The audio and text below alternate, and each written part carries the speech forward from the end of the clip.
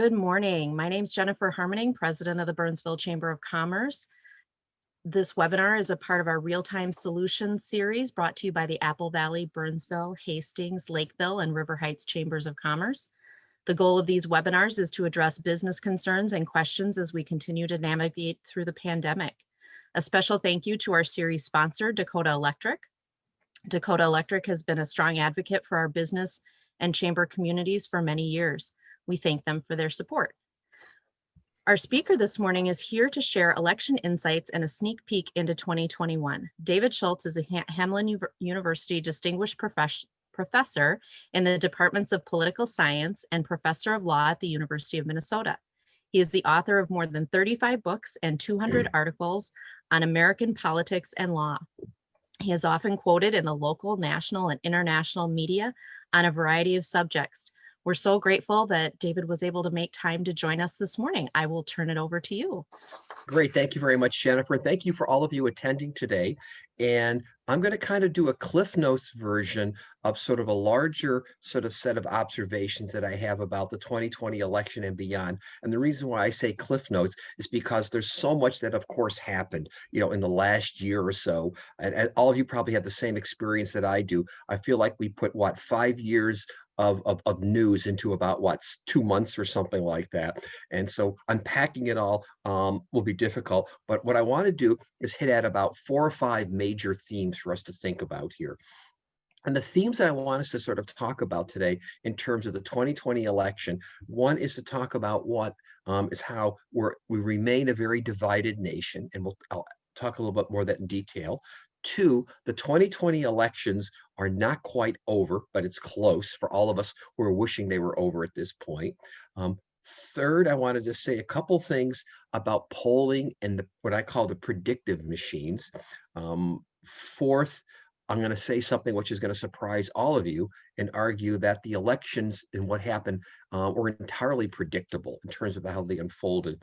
And then, as I always like to tell my students, especially when my students generally don't turn out to vote.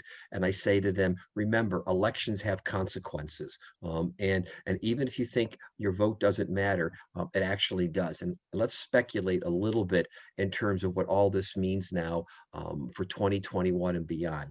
Now, first, in terms of thinking about the United States, we know we entered this country as a very divided country in lots of different ways. I mean, politically, we're divided, partisanly, we're divided. We can look ideologically in terms of some major divisions out there. Some of those divisions, the way they carry over were not just in terms of how we stood on a lot of traditional issues, social issues, economic questions and so forth. But of course, thinking about even what happened in the last, let's say, 6 months or so, that there was a partisan divide over what? Over the coronavirus and the pandemic, a partisan divide over the wearing of masks, shutting down businesses, schools, and so forth. The polls were suggesting a partisan divide over the economy. And of course, the ultimate partisan divide was over how we viewed Donald Trump in terms of a candidate and as a person. My point being is that those issues, as well as the reaction to George Floyd, his death, the peaceful protests afterwards, as well as the riots afterwards, all were really indications of how divided we are as a nation. And there's very little indication, unfortunately, that we came out of this election less divided. In fact, if we look at the numbers across the country, if I can use sort of a Geiger counter as kind of a metaphor here, the Geiger counter or the reader didn't change very much. Is that at the end of the day in Minnesota, we remain a very divided state. In fact, maybe more divided now than we were going into the election. By that, we were the only state in the country where we had a partisan divide in the control of the state legislature. That is, the Republicans controlled the Senate, the Democrats the House. We remain, believe it or not, the only state legislature in the country with a divided legislature. We had a 5-3 lead in the congressional delegation for DFL over GOP. We're now 4-4 divided right down the middle. Nationwide, or rather statewide, the last time the Republicans won a statewide race in Minnesota was in 2006 when Tim Pawlenty won re-election for governor.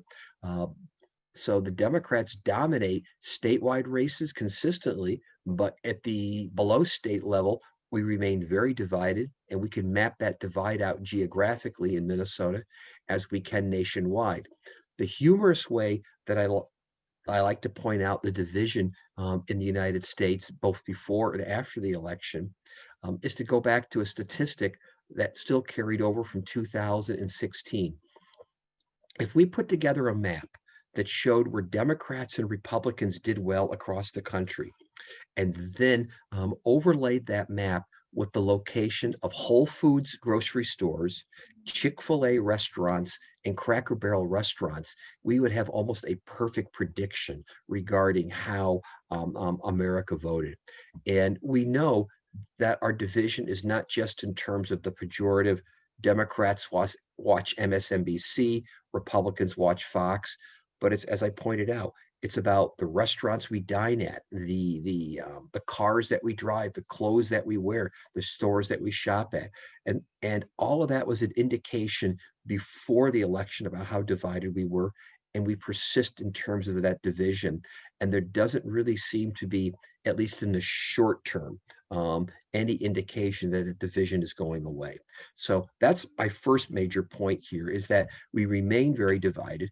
And what this also means nationwide is about how close our political system is. Again, as I pointed out in Minnesota, we're still divided politically. The state legislative races across the country largely kept Republicans slightly ahead of Democrats at about a 51.5 to like 48.5% divide. So on so many scores remain divided. And even at the congressional level, Joe Biden wins a pretty decisive popular vote victory on the one hand, wins the Electoral College. Democrats lose a couple of seats but hold on to the House. And fitting into my second theme here about the election's not quite over yet, is that the control for the U.S. Senate is still in play. That on January 5th, there will be two special elections in the state of Georgia that'll determine really all the marbles for the U.S. Senate. Right now, the Republicans have a 50-48 lead. If the Democrats were to win both of those seats, it would go 50-50 in the Senate. And under the Constitution, the vice president gets to break ties. So if by some chance the Democrats pick up both those seats, then we have a 50-50. Again, Democrats at least nominally control the Senate, but given the fact that you really need essentially 60 votes to break a filibuster in the Senate to really get anything done, it's going to be hard for the Democrats. And so at the national level, it's going to be difficult to move things very much. But my point being here is that we're slowly getting to the end of an election cycle that probably all of us think have gone too long. And I'm also going to suggest here, and I'm going to pick on Jennifer for a second here, is that Jennifer, you and I are in the wrong business. You realize that I made a guess about 2 weeks ago, and I said that the special elections in Georgia would probably generate about I was guessing about 120 million in terms of advertising. I was wrong. As of a week ago, it's already been paid to television stations $140 million. And my friend who teaches at the University of Georgia said they're going to spend, by the time it's done, $250 million on advertising. So I think, Jennifer, you and I quit our jobs, and everybody listening, and we move down to Georgia and we sell television advertising on commission. We could like make a fortune. So this is pretty significant in terms of what's happening. Okay. My third major point is what I want to talk about is the polling and predictive machines out there that I know many of you out there look to the polls all the time before the election to see who's ahead, who's behind. Many of you maybe consult Nate Silver or go to Politics 538 or Real Clear Politics or Rasmussen Reports. or whatever your source of news is, in terms of trying to get some kind of crystal ball idea about what's happening. And what's becomes interesting is to think about how now a lot of people are saying the polls were all completely wrong, the predictions were completely wrong. Not really. Again, is that at the end of the day, first remember that polls are not supposed to be predictors. They're snapshots in time. Polls have plus or minus margins of errors, and some polls are better than others. And if we start to keep some of those considerations in mind, a lot of the polls were saying this was going to be a close election from the electoral college perspective, and it was relatively speaking close when we actually look at the real numbers in a couple minutes here. A lot of the national polls were saying that Joe Biden would win by 5 or 6 million more votes than Donald Trump in the popular vote. It did. Uh, there's some indications that the polls, I think, underestimated the degree of Trump support that was out there. But at the end of the day, the polls, I think, were not as inaccurate as people made them out to be, especially in comparison, or I'd say in comparison to 2016, where again, it was over exaggerated in terms of how inaccurate they were. But there is something interesting to think about here. And for those of you in business, this may be one of the questions to be thinking about also too, is that we know nobody answers their phone anymore. It's not just the landlines that nobody picks up anymore. I was going to say, I still have a landline at home, and the only times I ever pick it up is when the IRS yells at me claiming they're going to prosecute me for something, or what's the other scam going on right now about my powertrain warranty being expired. You know which ones I'm referring to. We're all getting them at this point. So we're not picking those up. We're not picking our cell phones up anymore. My students won't pick up their cell phones if I call them. I have to text them. So nobody is picking up their phone anymore, no matter what. And this is making it difficult to do not just political survey research, but for those of you who are trying to do marketing research, who are trying to find out, what your consumers, what your customers are interested in. This is becoming a larger problem to discuss in a different day, but it's worth talking about at some point. So that's a problem. And the predictive machines like Nate Silver and so forth, 538, have all been relying upon accuracy of polls. And they've been kind of homogenizing all the polls, good and bad ones together, and therefore creating some of the problems that we have. So I think that's just important to note here in terms of an issue.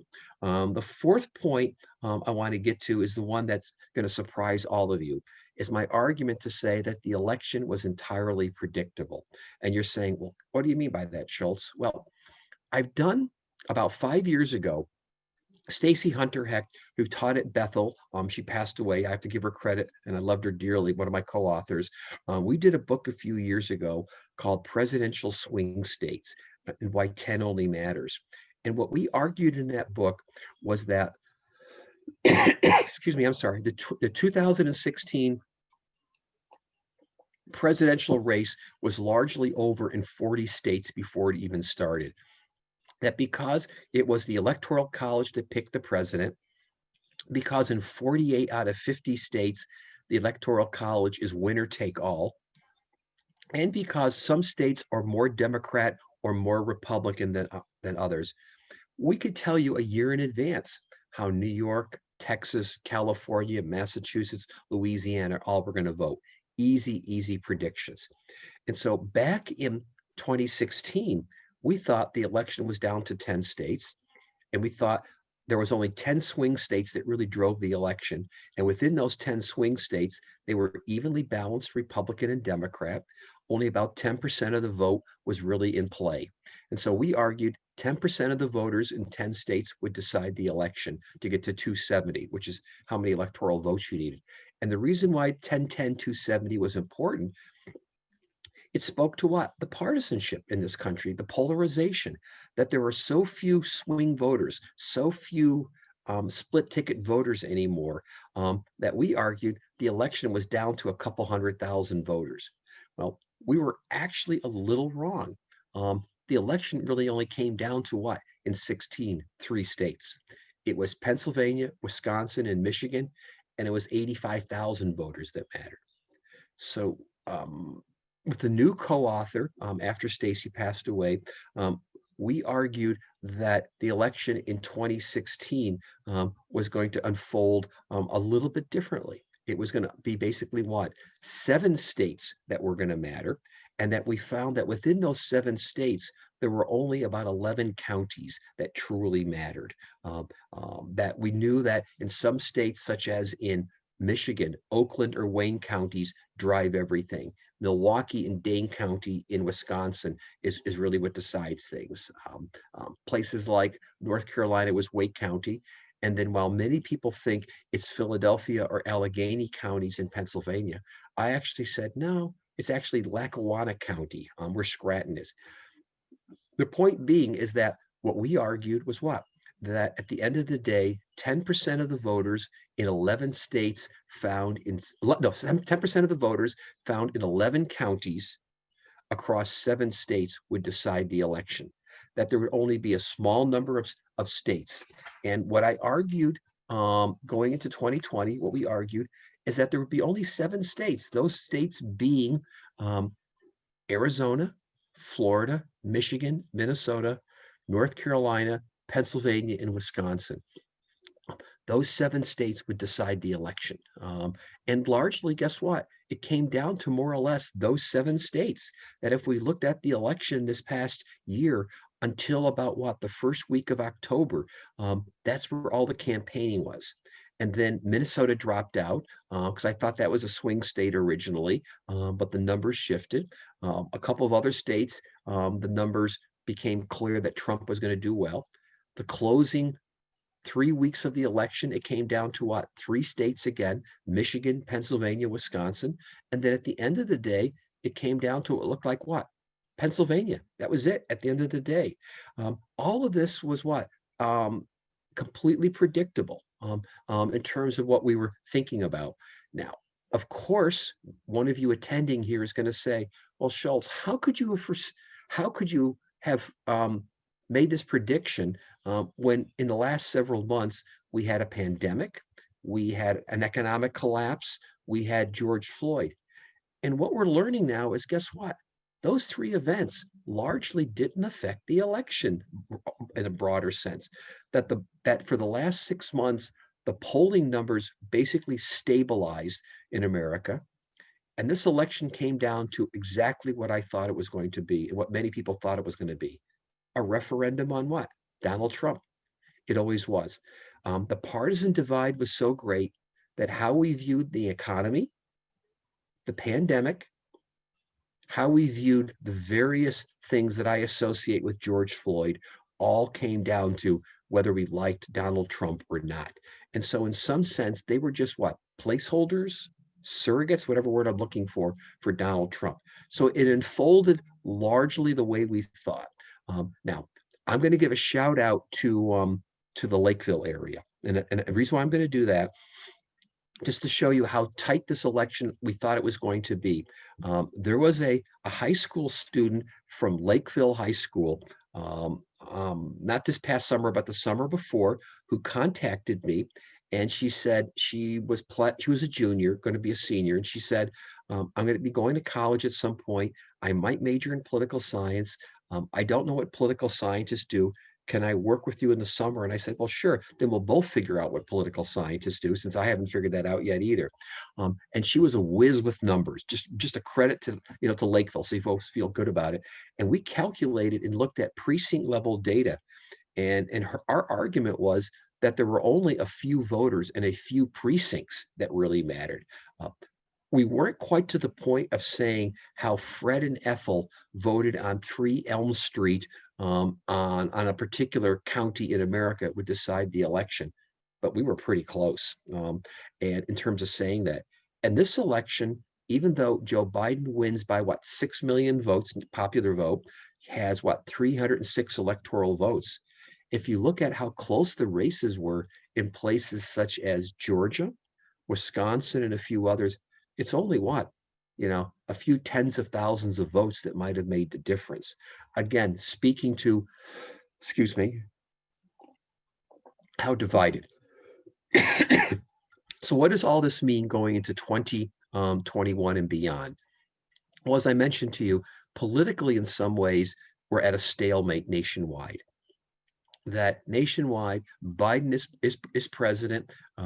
Even if the Democrats pick up the Senate, it's going to be a 50% or 50 Senate plus Kamala Harris majority. That's hardly much of a working majority, as many of you know. The Minnesota Senate, or Minnesota also remains hugely divided.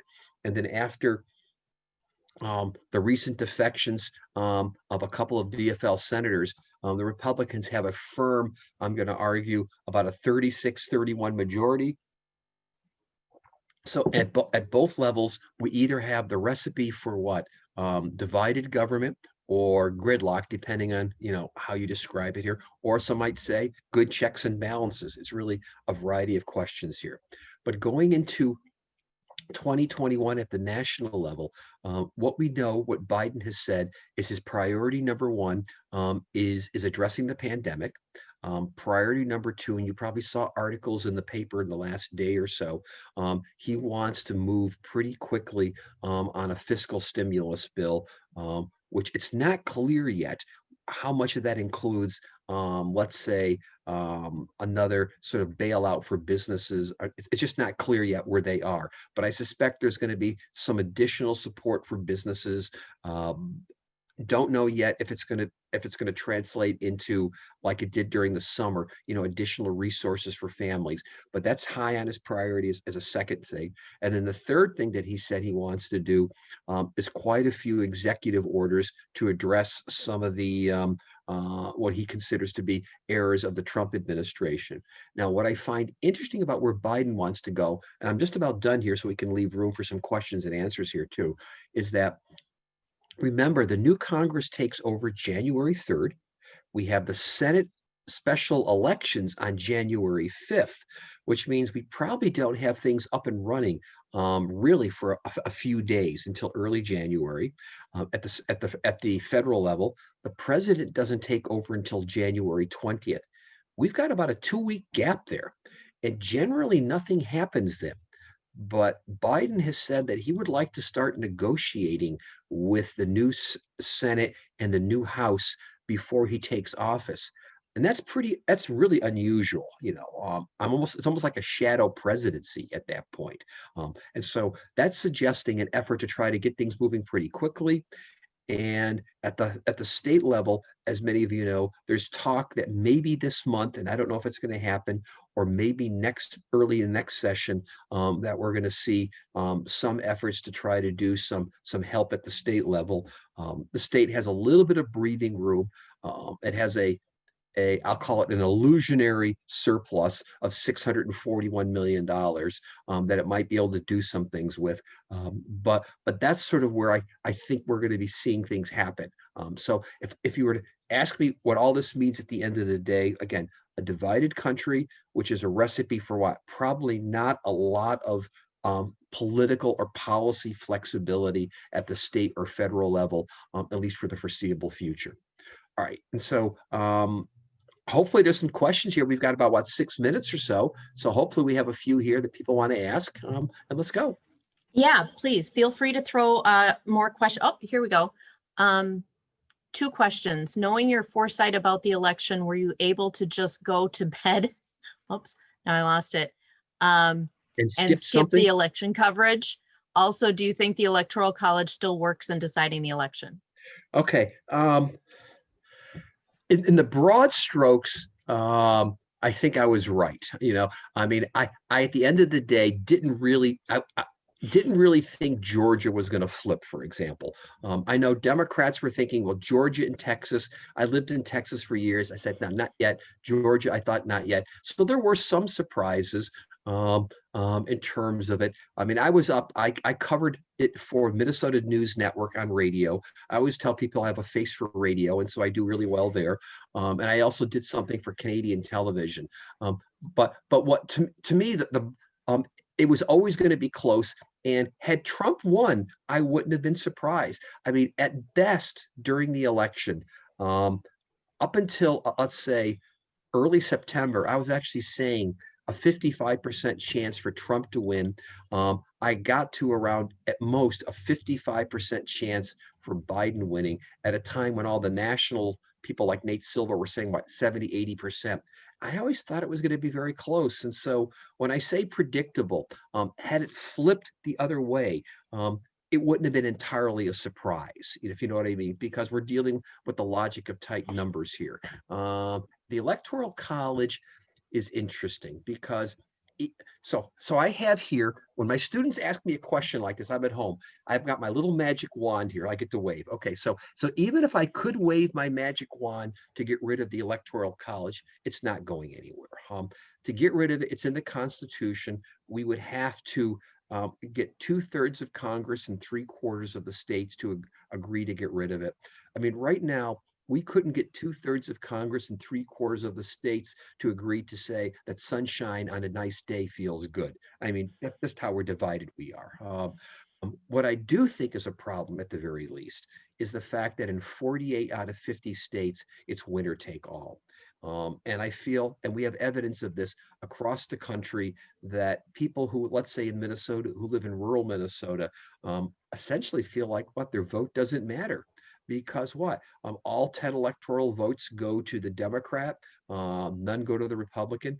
If I could change things from a realistic perspective, I would say I'd like to see all 50 states do a proportionality or by congressional district, which is the way that Nebraska and Maine do it. There's lots of good arguments overall for getting rid of the Electoral College, and that's a whole different discussion of which I would probably need about an hour to talk about why we have it and so forth. But the simple answer is I don't like the way it operates right now, which is what, a winner take all system. And that just bothers me by the idea that there's lots of people who feel like they don't have their voice counted as a result. Okay, let's see, what else do we have here? Let's see. So we have given how many seats the Democrats lost in Congress, how difficult will it be for Speaker Pelosi to manage this group and get things passed? It's certainly going to be harder than it was before. That I know the Democrats were counting on, picking up seats. Actually, I'm going to tell you a great story here in Minnesota. Is that the weekend before the election, I was talking to an unnamed state legislator in Minnesota that said, "Oh, we're going to have 36 or 37 seats in the Senate, and we're going to have between 85 and 90 seats in the House." Needless to say, they were not right on either score. I think the Democrats overemphasized or over-exaggerated the support for Democrats and didn't realize that what? It was just a referendum on Donald Trump, who was very unpopular. And I suspect at the time, at least in many circles, and I suspect by the time all the ballots, we actually get the data here, I suspect a lot of people came in, boom, voted for Biden and didn't vote down ballot beyond that. And that explains some of it. But yeah, the simple answer is it's going to be harder to hold it together in terms of a coalition, because you've got sort of the AOC wing, which wants to push it in one direction. And I think it's going to be tough in terms of negotiating. I think what's going to be interesting to see is if Joe Biden's instincts kick in, because Joe Biden, whether you like him or not, 37 years in the Senate, 8 years as vice president, his instinct is to negotiate and to compromise. Is he going to be able to sort of facilitate that? So I don't know. Okay. Do we have any other questions? Do you think there's any hope of changes to the process in map drawing and any reduction of gerrymandering in Minnesota or elsewhere anytime soon?